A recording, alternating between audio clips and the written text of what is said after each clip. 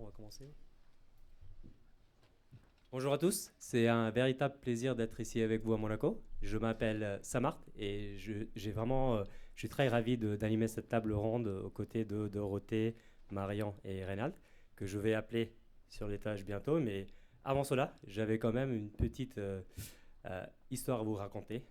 Dès que j'ai su que j'allais venir à Monaco, je me suis quand même posé la question à Google. Je demandais quel serait le dress code idéal à Monaco. Moi, je suis basé à Dublin, juste pour vous dire en fait.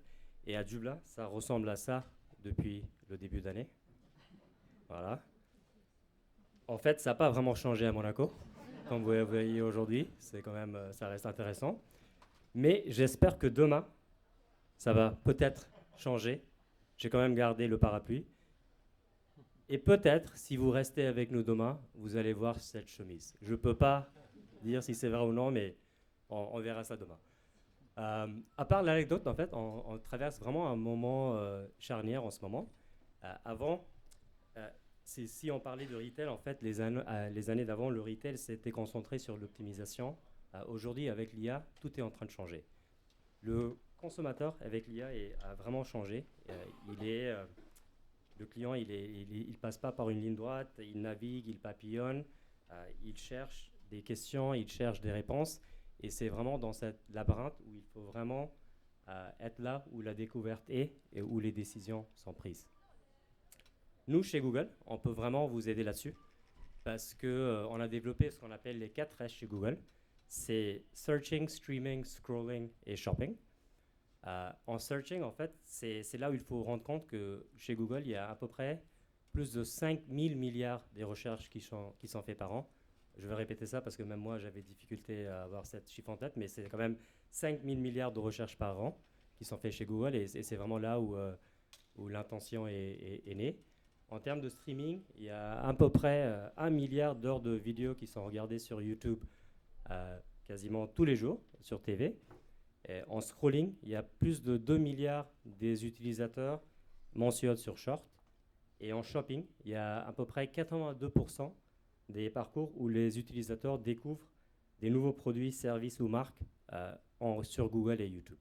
Et c'est ça ce qu'on veut vous montrer aujourd'hui, c'est que seuls Google et YouTube sont positionnés sur ces 4 S de searching, scrolling, streaming et shopping.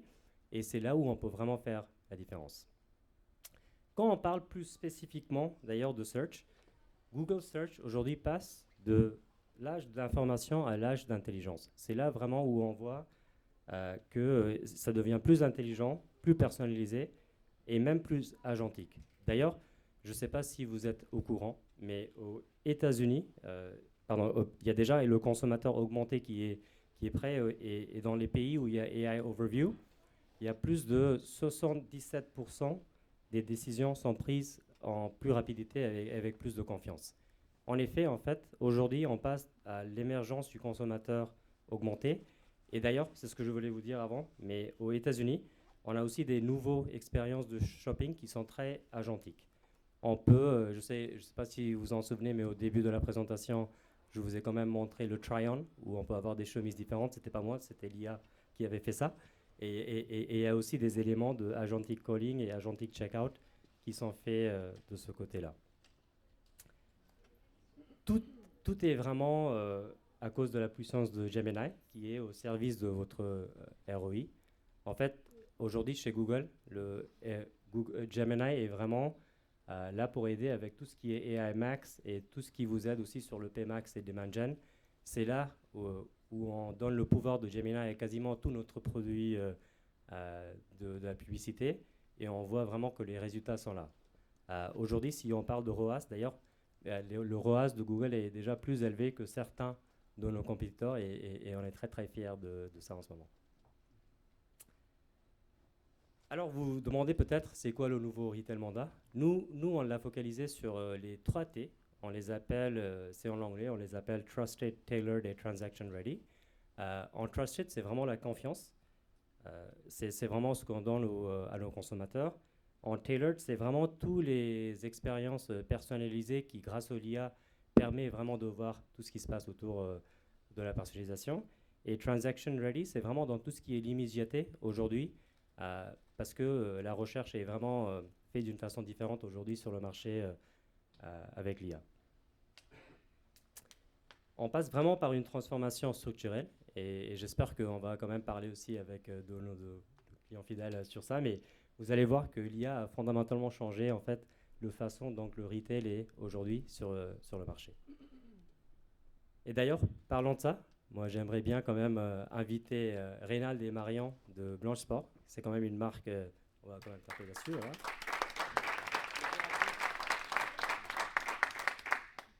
Blanche Sport d'ailleurs qui a déjà fêté ses 220 ans, si je ne me trompe pas. Fêter nos 220 ans en septembre prochain.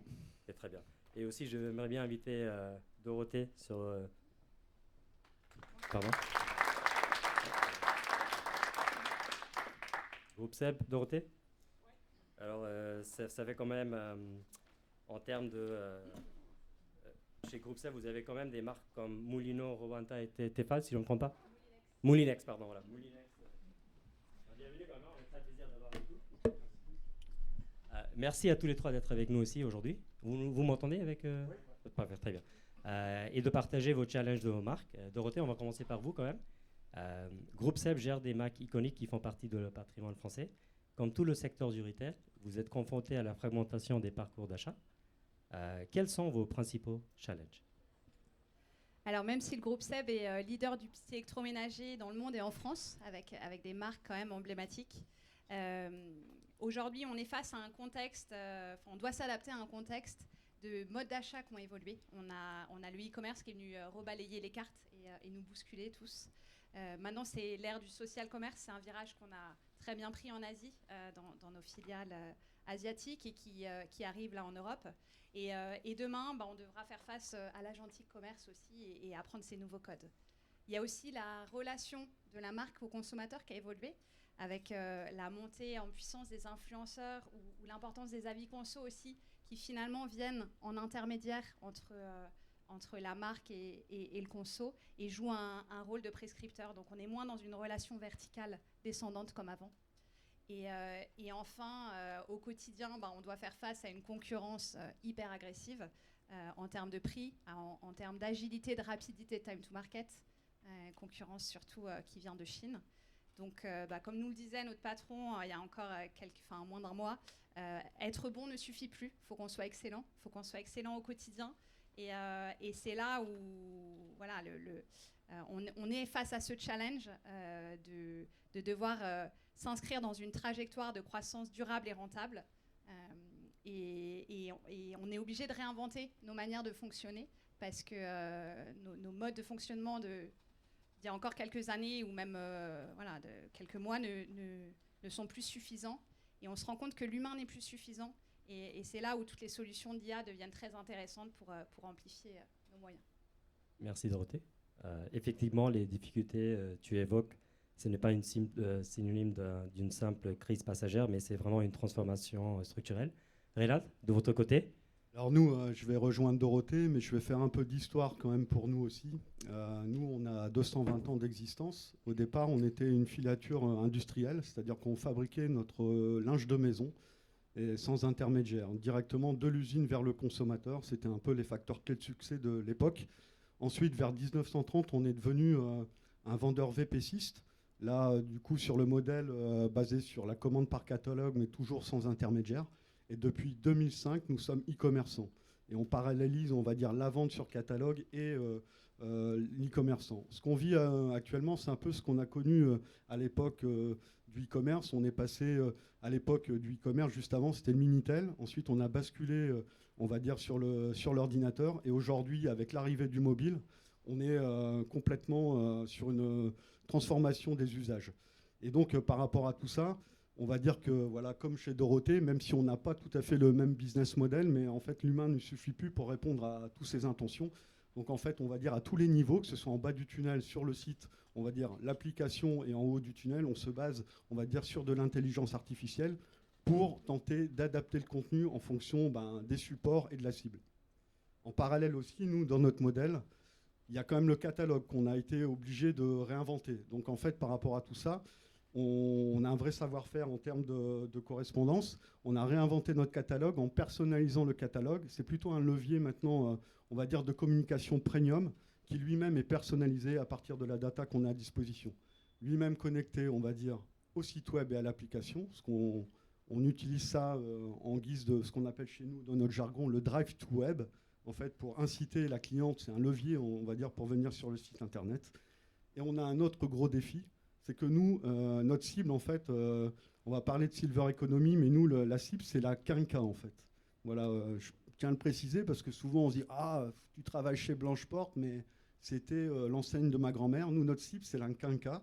Et en fait, on a un vrai défi là-dessus, c'est que pour pérenniser la marque et rester dans cette cible, notre clientèle vieillit avec nous. Hein. C'était elle-même qui était early adopter à l'époque, on va dire, du e-commerce, et on doit maintenant la séduire. Mais cette même cliente, aujourd'hui, elle est hyper connectée, hyper sollicitée, on va dire, par la concurrence à l'international, mais également par tous les acteurs de la fast fashion, qui, eux, sont eux-mêmes hyper agressifs sur les réseaux et utilisent, on va dire, toutes les technologies à leur disposition. Donc, par rapport à ça, on utilise de l'IA, on va dire, prédictive pour justement essayer de capter les intentions, on va dire, de nos clientes. Voilà, si, admettons, elles ont de l'appétence à acheter du linge de maison parce qu'elles ont visité d'autres sites, etc., ou séduire nos nouvelles clientes. Merci, Elad. En termes de défis pour réinventer la proximité?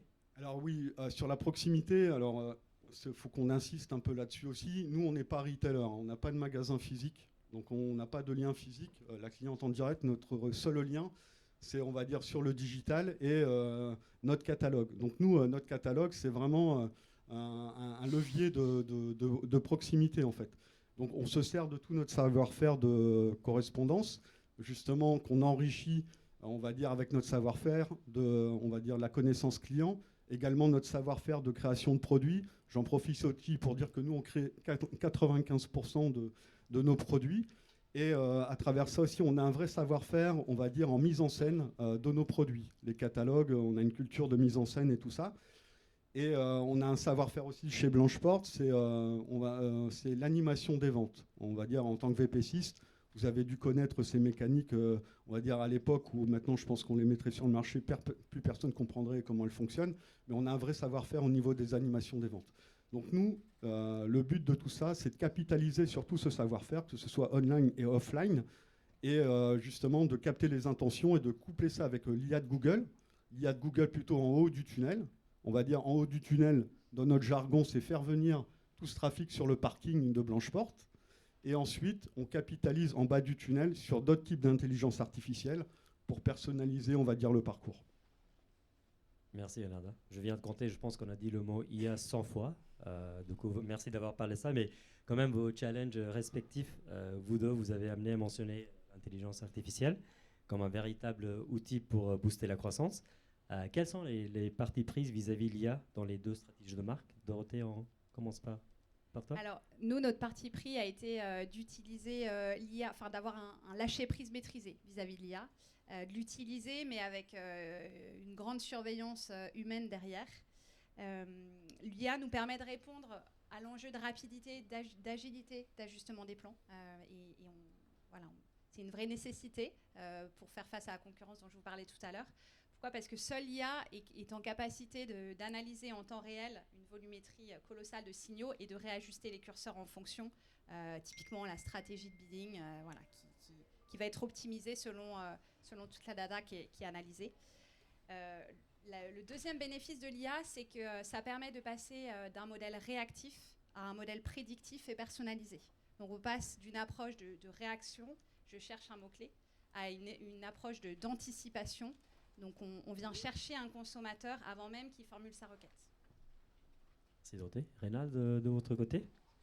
On va dire toujours, je rejoins Dorothée, le groupe SEB. Nous, on est passé d'un ciblage plutôt historique à un ciblage prédictif. Et ce qu'on essaye de faire, en fait, c'est d'associer et de concilier l'expertise des deux mondes. Quand je parle d'expertise, on a un vrai savoir-faire au niveau de la connaissance client très rigoureuse, très sécurisée chez nous, et qui à la base était dédié à l'envoi de nos catalogues pour le ciblage, parce que on va dire d'envoyer des catalogues d'un certain format, plus c'est grand, plus c'est gros, plus c'est lourd, plus c'est cher.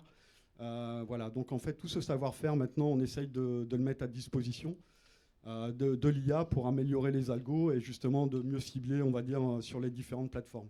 Donc en fait, au début, confier totalement cette IA, on va dire, à des algos, voilà, on n'est pas resté spectateur, on a forcément mesuré énormément. Marion en parlera après avec des chiffres concrets.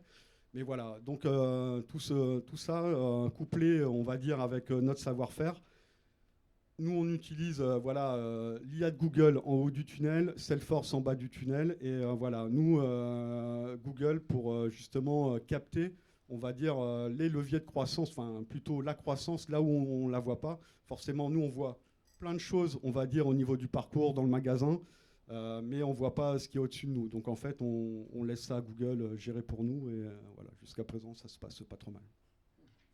Merci Anna, c'est bien d'entendre ça. Moi, personnellement, j'aime beaucoup votre idée de lâcher prise maîtrisée, confier à l'IA les tâches complexes avec une volonté partagée d'aller vers une vision prédictive et d'anticiper la demande.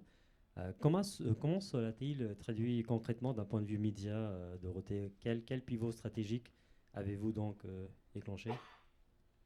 Alors, grâce à l'IA, ça nous a permis de finalement passer d'une approche qui était essentiellement focalisée sur la conversion, sur le bas de funnel, le ROI court terme, à une approche réellement full funnel. Et pour preuve, on a augmenté en 2025 de 20% nos invests sur YouTube et on prévoit de renforcer encore en 2026 nos invests sur ce levier-là. Et pourquoi? Parce que c'est les leviers branding qui sont proposés par Google nous permettent de rendre finalement la conversion plus efficace. Et on couple 3 leviers qu'on travaille en complémentarité, les 3 qui sont amplifiés par l'IA. Le premier, c'est VRC, Video Reach Campaign, qui nous permet de maximiser le reach à moindre coût. Le deuxième, c'est le VVC, Video View Campaign, où là, on vient maximiser la complétion vidéo et donc générer le maximum d'engagement conso et d'intérêt conso. Et le troisième, c'est Dimension, Dimension qui nous permet de transformer cet intérêt conso en intention d'achat. Merci Dorothée. Je ne pourrais pas expliquer ça mieux que toi, alors super, merci beaucoup. Marion, de ton côté? Côté Blanche-Porte, l'IA a permis d'accélérer sur 2 axes stratégiques majeurs. D'abord, le discours de marque et une approche full funnel, on va dire, de façon sécurisée. Sur la partie discours de marque, je dirais que l'IA amplifie notre métier de marketeur.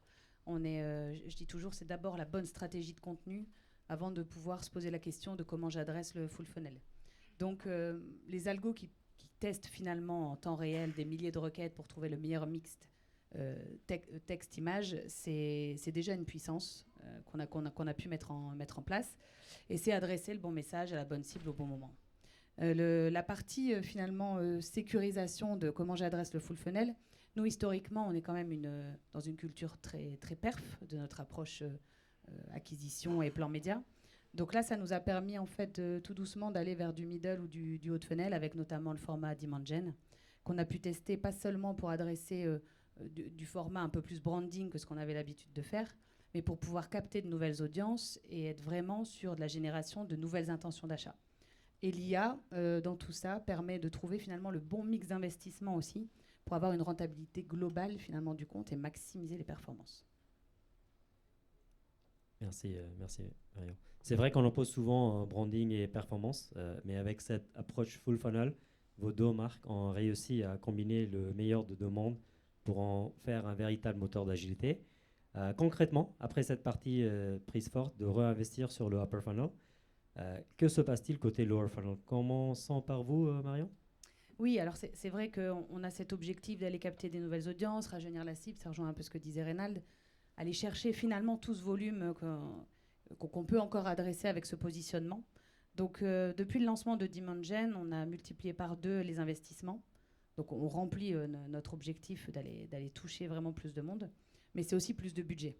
Donc l'idée c'est de se dire comment on maximise la performance, et c'est en partenariat avec notre agence e-com qu'on a très vite déployé en fait la puissance de PMax sur Shopping et d'IAMax sur la partie Search, et c'est devenu vraiment notre moteur de précision finalement pour pérenniser en fait l'ensemble du funnel et pour dégager de la rentabilité qui nous permet aussi d'investir finalement un peu plus sur ce haut de funnel. Donc on maximise la conversion finalement là où sur des arbitrages manuels, on aurait loupé des opportunités de croissance. Et vous, Dorothée, côté groupe SEB? Alors côté groupe SEB, sur le lower funnel, on est avec notre agence média Densway Prospect, on a fait partie des Happy Few Early Adopters des solutions IA de Google.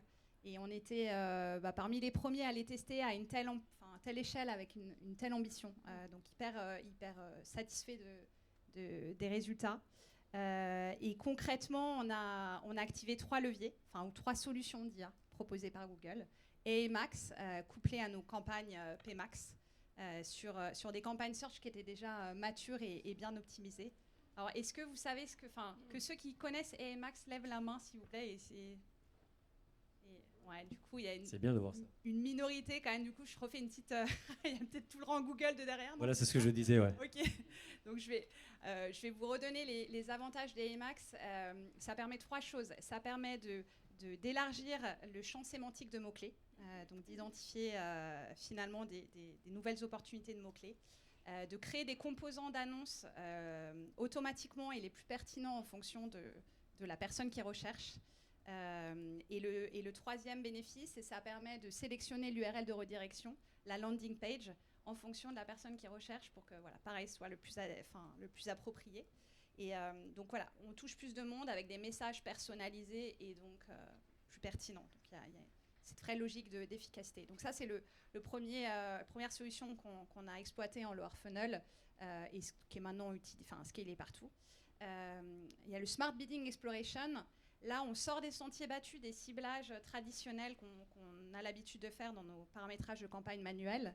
Et on vient capter des bassins d'acheteurs potentiels, identifier des opportunités additionnelles. Et le 3e, c'est GenAI for Feed. Celui-ci, on l'a travaillé en tripartite avec Google et DataYads, notre partenaire sur cette partie de gestion du flux, d'optimisation de nos flux catalogues, grâce à l'IA générative où on vient enrichir nos titres et nos descriptions pour rendre nos fiches produits plus désirables, à la fois pour l'algo et à la fois pour le conso. Et dans une logique d'amélioration du quality score et d'amélioration de notre taux de clic. Et on a eu un cas, pareil, hyper satisfaisant sur la fin d'année dernière avec Moulinex, où on a généré plus 8% de CTR, de taux de clic, moins 12% de CPC, de coût par clic, pour au final générer plus 19% de conversion. Super résultat. Merci, vraiment très bien expliqué encore, Dorothée. Oui, je fais la pédagogie à votre place. Ouais, c'est ce que je disais. Ouais. Je ne sais pas si mon équipe, si vous êtes en train de prendre des notes, il faut quand même prendre des notes de... Voilà, parfait, Okay. vous avez... Voilà. Pas trop de conneries, Super ça va. bien fait. En fait, comment avez-vous couplé PMax et Dimension pour la considération, en fait? Alors, Dimension, c'est vraiment le couplet APMax, c'est le combo gagnant pour nous. Quand Google nous l'a présenté l'année dernière, on s'est dit « Ah, super, un levier de plus, une strate de plus à rajouter dans nos invests ». Donc, on était un peu sceptiques au début. Et puis, finalement, donc on l'a mis en place, on l'a testé. Je vous donne déjà les résultats et après, je vous explique ce que c'est. On l'a testé avec une étude Titan proposée par Google où on a comparé nos campagnes PMax Only comparé à Dimension plus PMax. Et globalement, on a plus 14% de conversion en moyenne en plus quand on couple ces 2 leviers. Pourquoi? Parce qu'ils sont complémentaires. Dimension, comme son nom l'indique, c'est un générateur de demandes qualifiées qui vient capter des emplacements comme YouTube Short, Discover, Gmail, avec des formats très visuels, immersifs, qui reprennent finalement les codes du social. Et PMax vient capter cette demande au meilleur coût. Donc Dimension crée un bassin d'audience qualifié et PMax le transforme. Encore merci, vraiment. Super bonne explication, très très bien fait. Marion, j'ai quand même une question plus spécifique à Blanche Sport maintenant. Vous nous avez dit plutôt votre cible, la Silver Economy, ou voilà, merci Ganad, est fidèle, mais votre image de marque, elle est difficile à moderniser. Comment digitaliser l'offre et conquérir de nouvelles audiences sans perdre l'ADN de marque et sans cannibaliser la clientèle actuelle? C'est effectivement tout notre défi, moderniser sans trahir. Donc pour ça, on peut capitaliser quand même sur notre histoire, notre ADN. Et couplé à la puissance de l'IA, finalement, sur nos axes stratégiques différenciants, je pense qu'on va pouvoir se démarquer par rapport à nos concurrents. Je dirais qu'il y a 3 points sur lesquels on peut capitaliser. Le premier, c'est notre culture de la data, notre puissance en termes de connaissances clients, et de se dire qu'aujourd'hui, grâce à l'IA, on va avoir vraiment de la segmentation augmentée par l'IA. Ça va vraiment nous aider à être beaucoup plus puissants sur ce sujet-là. Sur la partie cohérence de communication on et offline, Reynad l'a dit aussi, en fait, ça fait partie de notre histoire. Et ça, malgré les coûts du print qui sont très élevés et ce besoin d'aller plus loin en digital, aujourd'hui, on veut adresser aussi le full funnel et la multicanalité, en fait, avec un message pertinent et unique et hyper personnalisé pour la cliente, capitaliser aussi sur notre ADN de créateur. L'IA nous permet aussi de faire de l'hyper-personnalisation. Et un des axes qu'on a en termes de spécificité chez Blancheporte, c'est aussi notre capacité d'un point de vue produit à adresser toutes les morphologies et nos offres grande taille. Donc ça, c'est spécifique finalement par rapport au marché.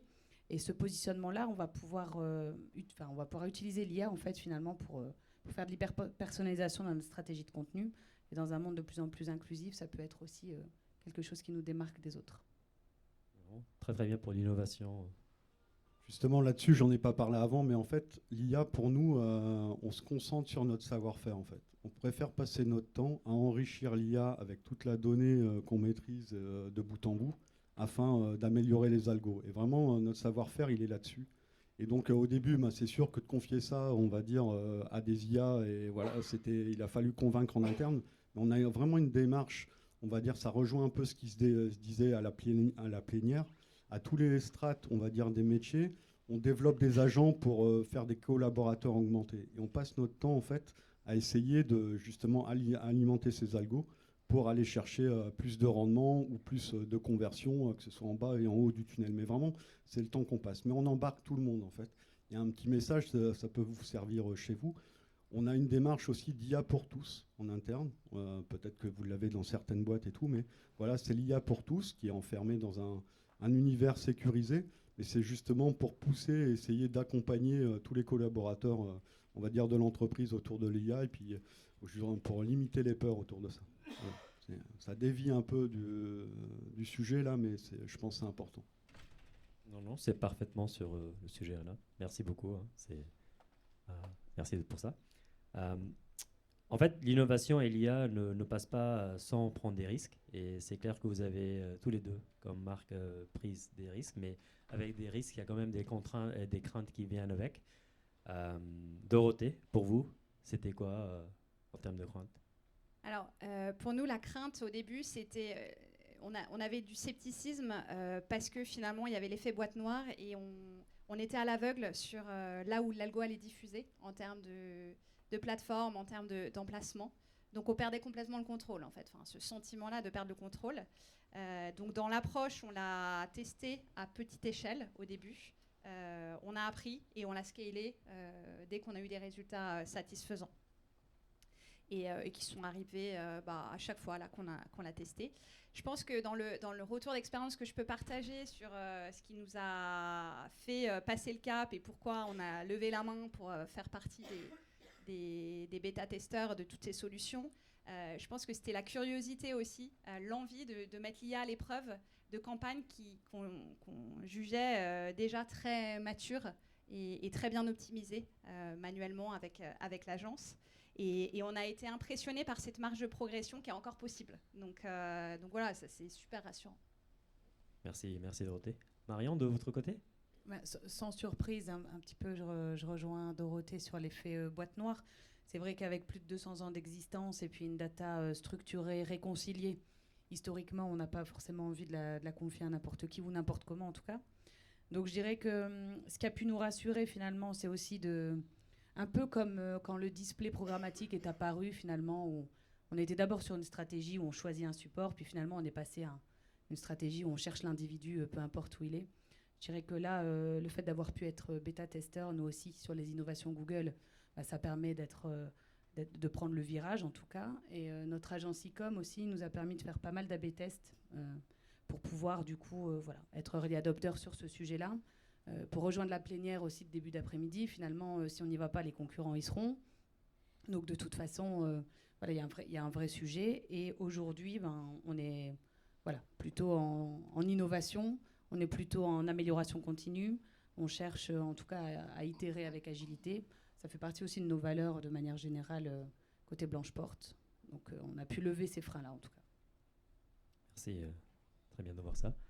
Parlons concrètement encore des résultats que vous avez pu voir en passant l'IA à Full Funnel. Quels ont été les résultats? Pouvez-vous nous partager des chiffres? Marion, on peut commencer par vous, juste pour... Oui, bien sûr. Nous, en fait, depuis ça fait quelques années déjà qu'on suit les innovations Google. Et sur la partie résultats, en fait, avec IA Max et PMax, on est allé chercher plus 12% de demandes avec un ROI à plus 7. Donc, en fait, sur la partie bas de funnel, on en parlait tout à l'heure. Clairement, l'idée, c'était d'aller chercher plus de valeur pour aussi financer cette innovation. Donc, le pari est réussi de ce côté-là, en sachant qu'on a un historique de compte aussi qui est quand même, qui date de plusieurs années. Donc, pour aller chercher des croissances de ce niveau-là, quand on est déjà hyper optimisé, on peut être très content. Sur la partie plus middle, haut de funnel avec Dimension, notre objectif d'aller capter de nouvelles audiences est atteint aussi. Donc, je le disais tout à l'heure, là, on a plus 13% de recrutement de nouveaux clients. Donc, c'est carrément à la hauteur des objectifs qu'on s'était fixés. Et au-delà de ça, on arrive à les capter quand même 10 fois plus de users qu'avec les autres leviers. Donc en termes de volume, on est clairement sur quelque chose d'assez puissant. Et on a fait l'exercice aussi avec nos modèles d'attribution, d'aller voir ce que ça génère finalement en combinaison avec d'autres leviers. Et Dimension va chercher en moyenne 19% de conversion en plus quand il est présent avec d'autres leviers. Donc ça, c'est quand même des chiffres qui sont encourageants. Merci d'avoir partagé ça. Dorothée, de votre côté? De notre côté, je peux partager les résultats d'AI Max qu'on a eu l'année dernière, plus 20% de ROAS, plus 57% de conversion, donc c'est massif sur cette partie bas de funnel. Et côté branding, ce qu'on a pu tester avec des modèles MMM, like Metrics, c'est 1 euro investi sur YouTube génère 7 euros de ROI. Donc ça démontre aussi l'intérêt de la VOL, de ces invests haut de funnel, pour délivrer une rentabilité directe et immédiate. Et ça légitime, ça plébiscite une stratégie full funnel.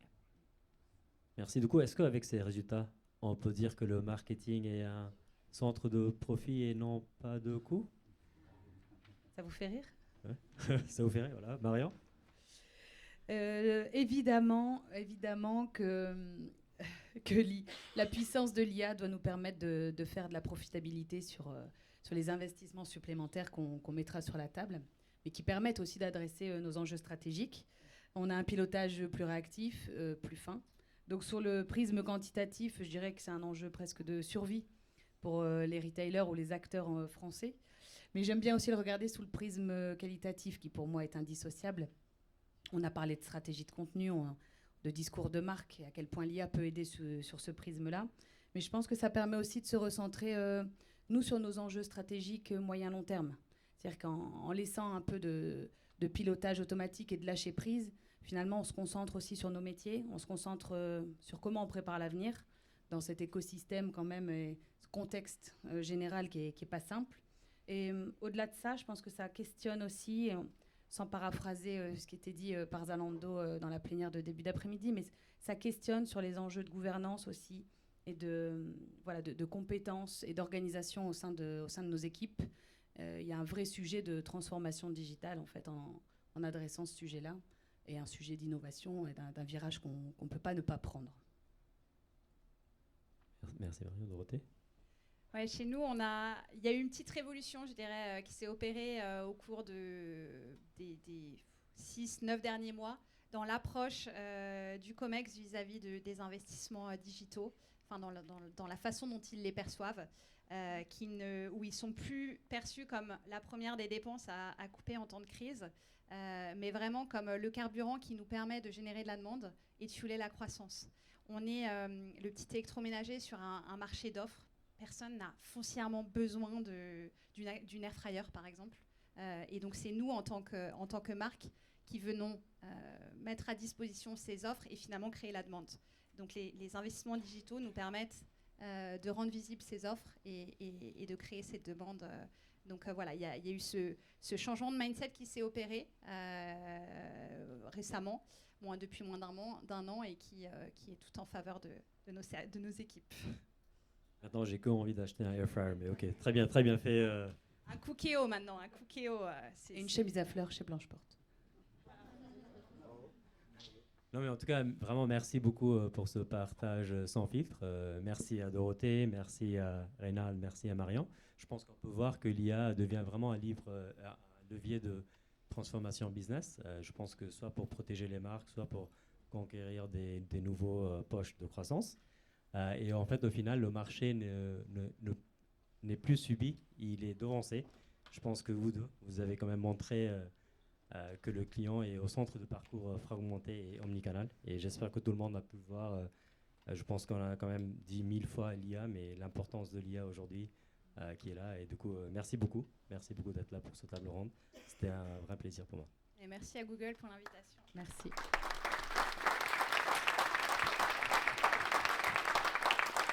Je pense qu'on a quand même un petit peu de temps pour des questions. S'il y a des questions dans l'audience. Ou est-ce que tout le monde va aller à la plage? Non. Merci, bonjour à tous. Merci déjà pour le partage d'expérience. C'est toujours intéressant d'avoir le retour des annonceurs qui ont testé des solutions. Je me présente, du coup, je travaille chez Bouygues Télécom.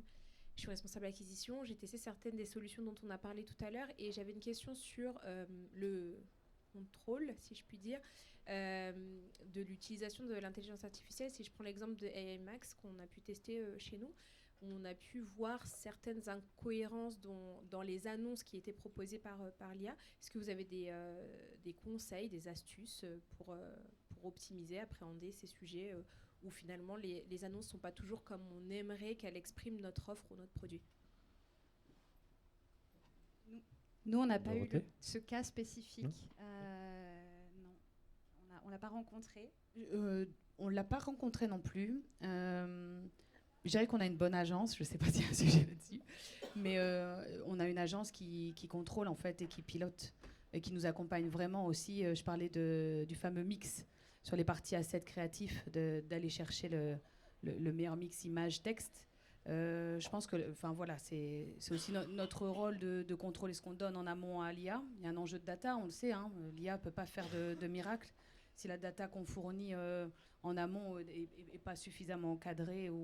Donc, comme on n'a pas eu le sujet, je ne sais pas vous répondre sur quelles ont été les actions. Je ne sais pas côté peut-être Google. On a quand même une équipe complète sur place. Venez nous voir au stand, en fait, on peut vous expliquer ça en détail. Parce qu'on a de l'expérience avec des cas précis sur ça. Peut-être ça pourra vous aider, je ne sais pas si ça répondra, mais ce qu'on fait à date, en tout cas avec les IA de Google, on enrichit principalement avec la donnée de performance produit et des attributs de typologie client. À date, c'est ce qu'on fait. Voilà. Après, sur les annonces, on ne peut pas trop vous aider, mais à date, c'est ce qu'on fait aujourd'hui.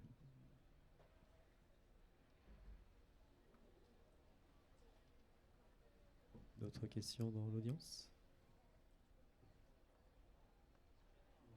Oui.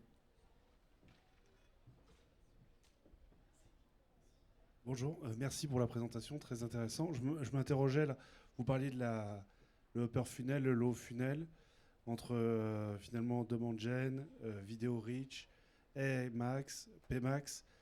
Est-ce que vous orchestrez une campagne sur un contenu dans ce full funnel là, ou est-ce qu'en fait vous mixez tous vos assets et vous dites l'IA fait tout et on s'en occupe pas, on n'orchestre pas, par exemple, je sais pas, une campagne de chemise ou qui va être orchestrée dans le haut funnel, middle funnel, low funnel, et c'est via l'IA qu'elle va être répétée, ou vous mettez tous vos assets et ils se sont débrouillés et à la fin les résultats étaient là?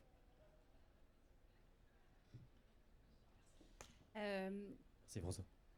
Alors, pour moi, la question, elle se pose surtout sur Dimension, qui est le levier qui fait le trait d'union finalement entre les vidéos Reach Campaign et vidéo View Campaign à très upper funnel et ce qu'on peut faire en perf.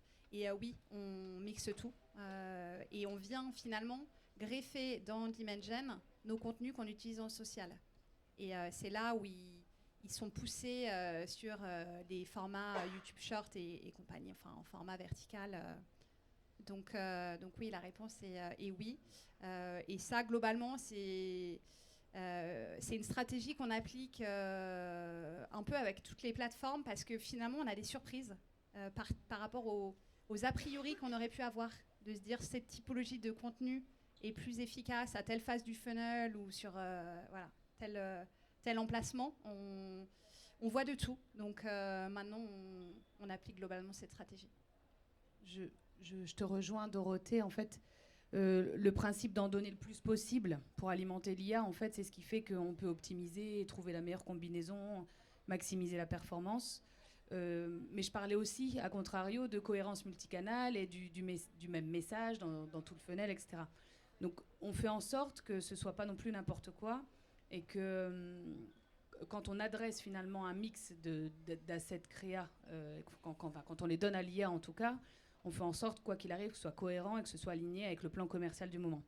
Mais comme dit Dorothée, on a des bonnes surprises. C'est que parfois, en période de solde, on est en lancement de collection aussi. Et là où on pense, par exemple, que les CTR vont être meilleurs sur de la promo, ils le sont parfois meilleurs sur de la nouvelle collection. Donc en fait, le fait de se dire, bah non, on privilégie finalement une seule campagne et on arrose avec que cette campagne-là arbitrairement, c'est un peu une erreur puisqu'on ne donne pas suffisamment d'éléments à l'IA pour pouvoir capitaliser finalement en fonction des objectifs. Peut-être que l'idée est fausse de se dire en haut de funnel, ça va être la nouvelle collection qui va bien fonctionner. En bas de funnel, on est très pair, ça va être les soldes. Non, finalement, l'IA nous apprend que c'est pas forcément ce mix-là. Donc, autant l'alimenter d'un maximum d'éléments tant que ça reste cohérent. C'est là où la notion, c'est pas un pilotage complètement sans contrôle. Il faut que ça reste cohérent avec le plan. Ça répond à votre question. Et pour compléter, en fait, nous, notre enjeu, c'est plutôt d'aller exploiter pleinement l'IA, mais de mettre en fonction des résultats certains garde-fous pour sécuriser une diffusion sur certains emplacements qu'on souhaite privilégier. Parce que ça maximise l'efficacité dans l'écosystème Google. Mais après, nous, on regarde on évalue aussi nos stratégies overall, cross-levier. Et du coup, on a vu par exemple qu'on sous-dépensait par rapport à ce qu'on aurait aimé faire sur des leviers vidéo, des formats vidéo. Donc voilà, on va extraire certains formats ou emplacements pour forcer l'algo à plus dépenser là où on le souhaite, parce que c'est pertinent par rapport à nos stratégies. Voilà, donc on l'exploite comme ça aussi. Ça répond, François? Très bien. Du coup, SFR va faire Demand Gen et YouTube avec nous maintenant. Très bien, merci beaucoup de voir ça. Il ne faut pas oublier de rafraîchir les créas quand même. Hein, mais juste. Petite dernière question pour... Non? On est prêt pour les cocktails à la plage? Ok. En tout cas, merci encore, Dorothée, Rénal et Marion. Merci d'être avec nous. Merci à tout le monde. Merci.